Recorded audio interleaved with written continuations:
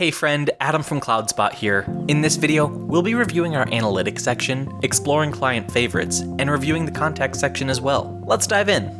If you're already inside the collection, the fastest way to access analytics is to click on the analytics button in the upper right. When the section first opens up, you're shown an overview page where you can see a basic overview of information on galleries that you've created within this collection. On the left, you'll find an easy navigation bar for the analytics section. Clicking on favorites will open up the favorites section.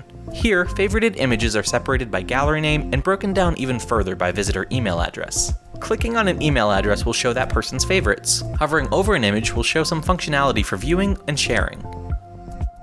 Using the Quick Actions menu in the top right-hand corner, you'll see options to instantly deliver just these favorited photos via email.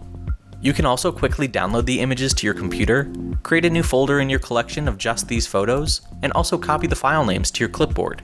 If you have email capture enabled in your gallery, any names and addresses that you collect will show up in the Emails Captured section in the left-hand navigation bar. This section allows you to see exactly who has viewed your gallery, their contact information, and how many favorites they may have selected.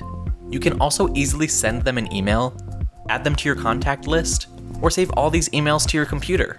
As you collect email addresses, you can store them using the built-in address book in the Contacts section. Contacts can be added to this list when you send out an email from CloudSpot, or you can add a new contact by clicking this button right here at the top. An incredibly handy feature of this contact section is the ability to tag one or more people, easily grouping them together. This makes communication and organization a breeze.